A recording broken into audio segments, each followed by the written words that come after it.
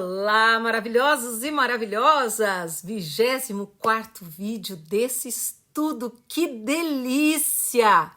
O estudo do livro O Poder do Agora, de Eckhart Tolle, né? No vídeo passado, nós falamos sobre estado de presença, que esse estado de presença não é o que você pensa que é, e também nós falamos sobre a beleza nasce da serenidade da sua presença. E hoje nós vamos iniciar esse estudo com uma reflexão bem profunda sobre a natureza da consciência, sua relação com a forma. Então, ao longo desse vídeo, nós exploraremos ideias sobre identificação com a forma, com a evolução espiritual e o despertar para a presença. A nossa busca começa reconhecendo que todas as coisas que existem possuem uma essência divina e uma consciência intrínseca. E ao observarmos a mente, nós liberamos a consciência das formas mentais, criando o que nós chamamos de observador ou testemunha.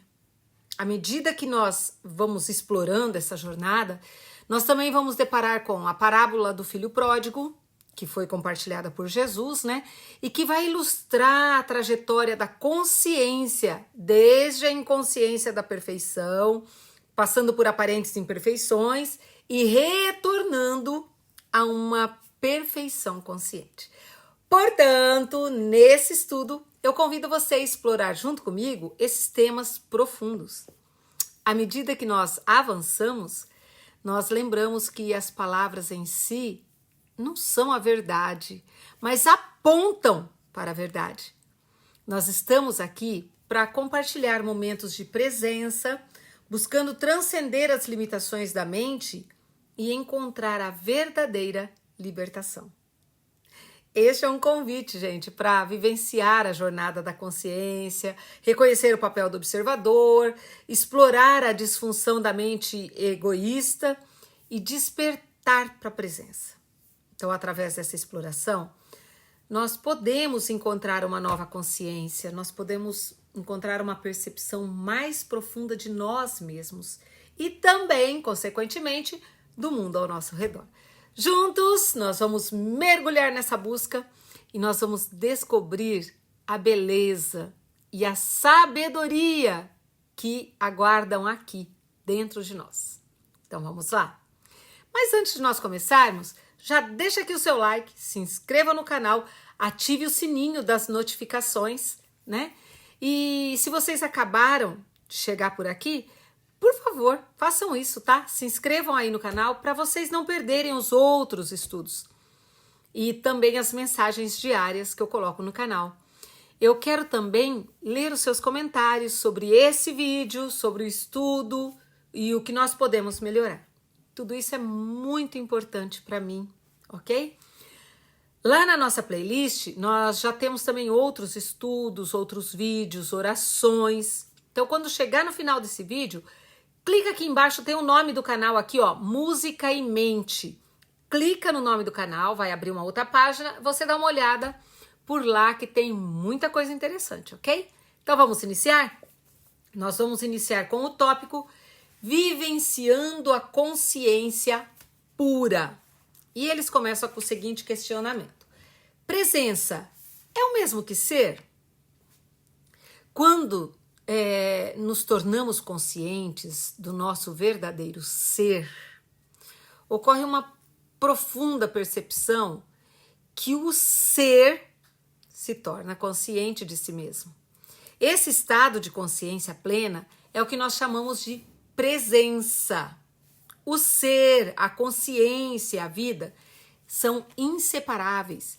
E nós podemos dizer que a presença é a expressão da consciência, se tornando consciente de si mesma, ou a própria vida despertando para a sua própria natureza. Mas, no entanto, é importante não ficar preso às palavras. E também não tem que se esforçar, ficar se esforçando muito para compreendê-las, tá? E essa compreensão não pode ser intelectual. Tem que ser espiritual. Não há necessidade de entender algo específico antes de alcançar o estado de presença. Quanto à questão do ser completo ou em um processo de desenvolvimento, isso, lembrando que ser aqui no livro ele fala de Deus. Deus é o ser, tá? Então, quando ele fala sobre essa questão do ser estar completo ou em um processo de desenvolvimento, isso depende da perspectiva em que nós olhamos. Na realidade, o ser é completo e eterno, além do tempo e do espaço. No entanto, em nossa percepção limitada, no universo, né, que nós temos aí manifesto, pode parecer que Deus está passando por um processo de desenvolvimento. Tem horas que dá essa impressão, né? Essa percepção é resultado da nossa compreensão limitada da totalidade do ser. É através do despertar espiritual e da experiência direta da presença que percebemos a plenitude e a eternidade do ser. Aí nós vamos além das noções de tempo, de desenvolvimento, tá? Então lá no livro, na página 98, sobre esse assunto eles fazem um questionamento ao autor. Compreendo o que você acabou de dizer, mas isso parece implicar que o ser, a realidade transcendental definitiva, ainda não está completo e que está passando por um processo de desenvolvimento. Será que Deus precisa de um tempo para um crescimento pessoal? Na perspectiva limitada do universo manifesto, pode-se argumentar que Deus, como concebido em algumas tradições religiosas, ele passa por um processo de crescimento pessoal ao longo do tempo.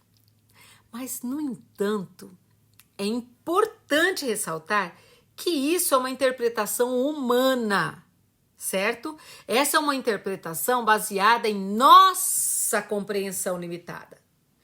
Na Bíblia, por exemplo, Deus é frequentemente descrito como eterno, transcendente, infinitamente perfeito.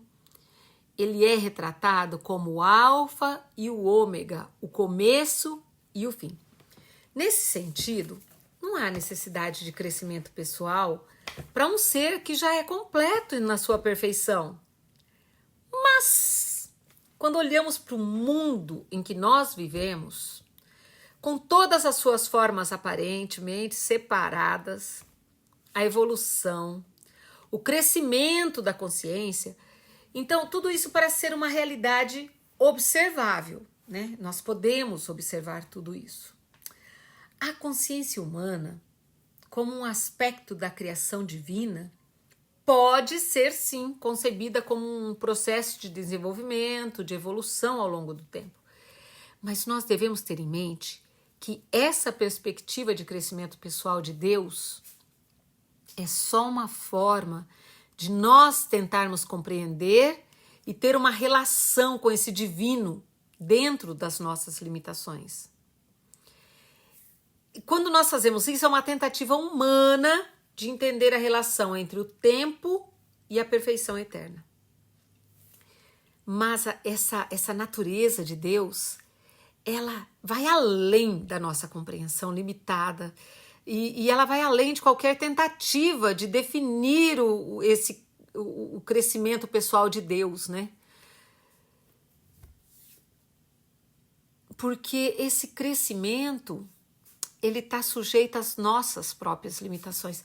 Então é importante você lembrar que o divino está além do tempo e do espaço e que a nossa compreensão da realidade é limitada pela nossa perspectiva humana, ok? Tudo que existe tem um ser, né? Tem Deus e uma essência divina. Tudo tem um grau de consciência. Gente, até mesmo as coisas mais simples, tá? Por exemplo, uma pedra. Ela possui uma consciência básica para que possa existir. Porque se ela não tiver essa consciência básica, os seus átomos, suas moléculas se dispersam, tá? É como se tudo estivesse vivo de alguma forma. Tudo que existe aí em volta de você, tudo que você pode ver. Ó, vamos fazer o seguinte, pensa no sol, pensa na terra, nas plantas, nos animais, nas pessoas. Cada um é uma expressão da consciência, só que em diferentes graus. É a consciência se manifestando em formas variadas. A criação do universo ocorre quando a consciência assume um corpo e uma forma, seja abstrata ou seja material. E olhe só para a imensa diversidade de formas de vidas. Apenas aqui, no nosso planeta, nós estamos falando só daqui, tá? Nos mares, na terra, no ar.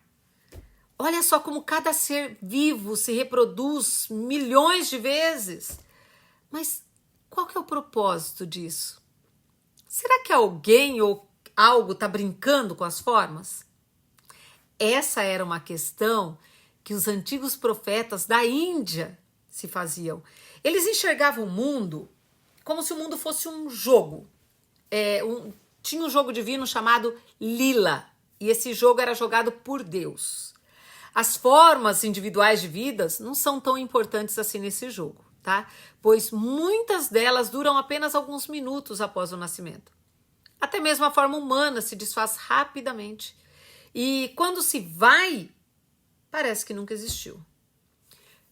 Parece trágico, parece cruel, se nós dermos muita importância às formas individuais e se a gente esquecer que a consciência presente em cada uma dessas formas é expressão da essência divina através da forma. No entanto, só conseguimos entender de verdade essas coisas quando vivenciamos nossa própria essência divina como uma pura consciência. Então, nessa perspectiva, nós vemos a existência como um jogo divino em que a consciência se manifesta em uma infinidade de formas. E não é só sobre as formas em si, mas sobre a consciência que as permeia. E só compreendemos essa verdade profunda quando experimentamos diretamente nossa própria essência divina como uma pura consciência. Por exemplo, se um peixe, ele nasce no aquário e é batizado de John, aí você escreve uma certidão de nascimento, você compartilha a história familiar desse peixe, mas logo em seguida você vê esse peixe sendo engolido por outro peixe. Parece trágico? No entanto, essa tragédia só acontece porque você projetou um senso de identidade separada, onde na verdade não existia. Você pegou uma parte de um processo em constante movimento, uma dança molecular, e transformou numa identidade, uma entidade separada. Então a consciência, ela assume formas complexas, como se fosse um disfarce, uma fantasia, e aí vai se perdendo dentro dessa fantasia. Atualmente, a consciência está totalmente identificada com as suas aparências. A consciência se reconhece apenas como forma e vive com medo de perder essa sua existência física ou essa existência psicológica. E isso é o que nós chamamos de mente egoísta. E é aí que surge uma grande disfunção. Parece que algo deu errado em algum ponto da evolução. No entanto, até mesmo esse aparente erro faz parte desse jogo divino, a lila. O sofrimento causado por essa aparente disfunção pressiona a consciência a se desapegar das formas e despertar desse sonho da forma. E aí a consciência redescobre sua autoconsciência e daí num nível muito mais profundo do que antes. Nós podemos encontrar uma explicação desse processo na parábola do filho pródigo, que Jesus contou, né? O filho deixa a casa do seu pai, gasta toda a sua fortuna, experimenta adversidades na vida e depois, através dessas provações, ele é levado a retornar para casa. Quando ele chega, ele é amado ainda mais por seu pai. Embora o estado do filho seja o mesmo de antes, também tem uma nova dimensão aí de profundidade. E essa parábola retrata uma jornada que começa com uma inconsciência perfeita, passa por uma aparente imperfeição e demonismo e finalmente alcança uma perfeição consciente. Gente, Consegue perceber agora a profundidade e a grandeza de se tornar presente como o observador da sua mente? Ao observar a sua mente, você está libertando a consciência das suas amarras, essas amarras que a consciência criou com as formas mentais. E isso cria o que nós chamamos de observador ou testemunha. É a partir desse lugar de pura consciência, além da forma, que o observador se fortalece e as formações mentais se enfraquecem. Observar a mente não é apenas um processo pessoal, mas sim um acontecimento de profundo significado cósmico. Através de você, a consciência está despertando do sonho de identificação com a forma e se distanciando dela. Essa é uma preparação. Essa é uma indicação de que algo ainda está por vir no futuro distante, em termos de tempo cronológico, que nós chamamos de fim do mundo, tá? Quando a consciência se liberta da identificação com as formas físicas e mentais, então ela se transforma numa consciência pura, numa consciência iluminada, que é conhecida também como presença. Nós já testemunhamos esse despertar em alguns indivíduos e parece que está destinado a acontecer numa escala muito maior no futuro próximo, embora não possamos garantir isso de forma absoluta. Infelizmente, muitos seres humanos ainda estão presos na identificação da mente e como são governados pela mente. Se não nos libertarmos a tempo, nós seremos consumidos pela mente. Nós vamos passar a ver um aumento nas confusões, nos conflitos, na violência, nas doenças, no desespero e até mesmo na loucura. Nós já estamos vendo muito disso, tá? Por aí. A mente egoísta coletiva, ela se tornou uma entidade perigosamente insana, destrutiva, que ameaça a nossa existência nesse planeta. Gente, então é crucial compreender a importância de se tornar consciente, de se libertar das amarras da mente e da identificação com as formas. E aí, nós vamos poder evitar o naufrágio desse navio que é a mente egóica coletiva.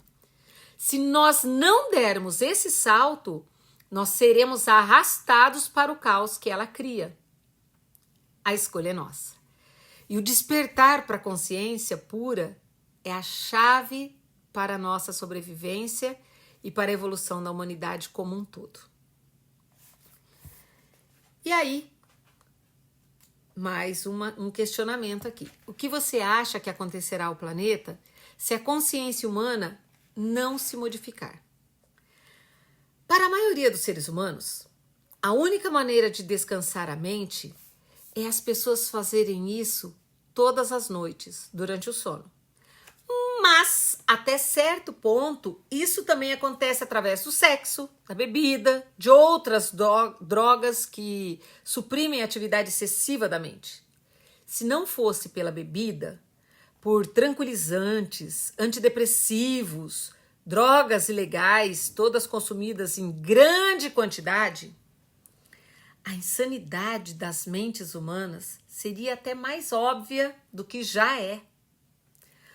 O autor, ele acredita que se uma grande parte da população fosse impedida de usar drogas, se transformaria num perigo para ela mesma e também para os outros. Porque essas drogas, ela mantém as pessoas paralisadas dentro da sua disfunção.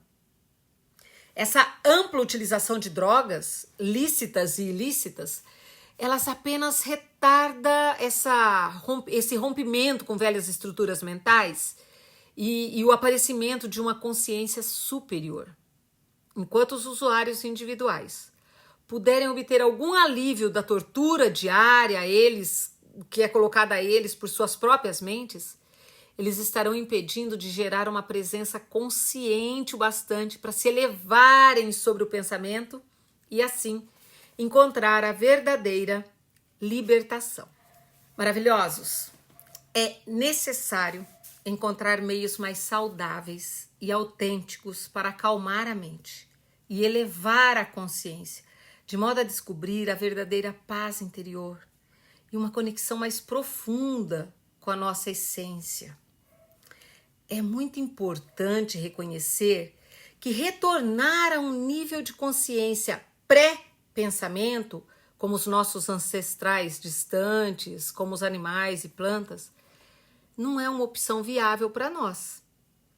Não podemos simplesmente voltar atrás. Porque se a raça humana deseja sobreviver, nós precisamos evoluir para o próximo estágio de consciência. A consciência ela está em constante desenvolvimento em todo o universo. Ela manifesta-se através de inúmeras formas. E daí, se nós não conseguirmos evoluir, isso não terá um grande impacto em uma escala cósmica. Qualquer avanço na consciência cósmica nunca se perde, apenas se expressa de uma nova forma, tá? Mas esse simples fato de eu estar aqui falando e vocês estarem aí me ouvindo é um sinal claro de que uma nova consciência está ganhando espaço no planeta. Então, nesse momento, eu não estou aqui para ensinar algo a você de uma forma pessoal. Você está consciente e prestando atenção.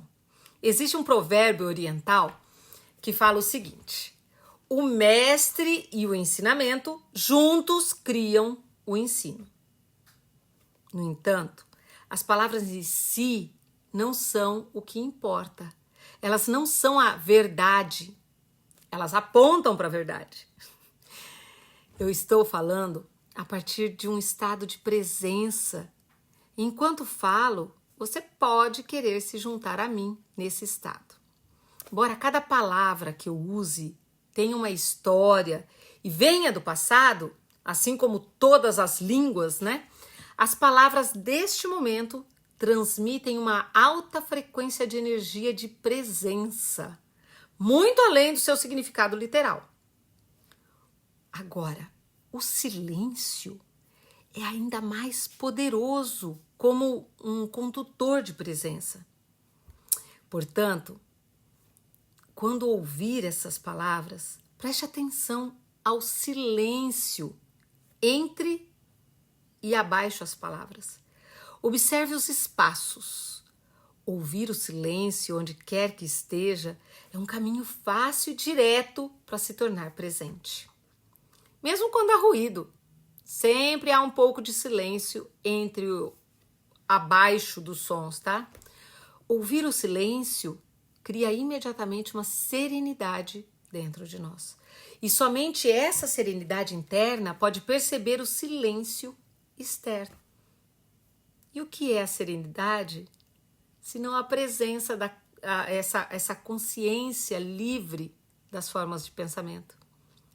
Aqui está a realização exata do que o autor está compartilhando com a gente. Ai, bem maravilhosos. Hoje, então, aqui nessa parte do livro, tá? Parei aqui na página 103.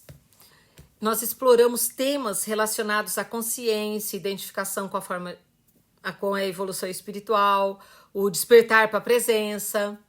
Começamos reconhecendo que todas as coisas têm uma essência divina e uma consciência inerente, desde as formas mais simples até as mais complexas. Nós refletimos sobre como a consciência muitas vezes se perde nas formas, identificando-se completamente com elas. Exploramos a importância de observar a mente, criando o papel do observador ou testemunha para fortalecer a consciência além da forma e enfraquecer as formações mentais. Nós também falamos como a mente coletiva egóica pode se tornar perigosamente insana e destrutiva, causando sofrimento e conflito. nós também destacamos a necessidade de se elevar acima da mente para alcançar uma consciência pura e iluminada. E aí nós concluímos enfatizando a importância de estar presente como observador da mente. Assunto que nós estamos falando desde o início do livro, né? E nós precisamos buscar a serenidade interior e perceber o silêncio além das palavras. Reconhecer que essa nova consciência está despertando no planeta e cada um de nós tem a oportunidade de se juntar a ela. Então, em resumo, essa nossa interpretação aí do livro, esse nosso estudo, né, nos levou a refletir sobre a natureza da consciência, identificação com a forma, a importância de observar a mente e o despertar para a presença.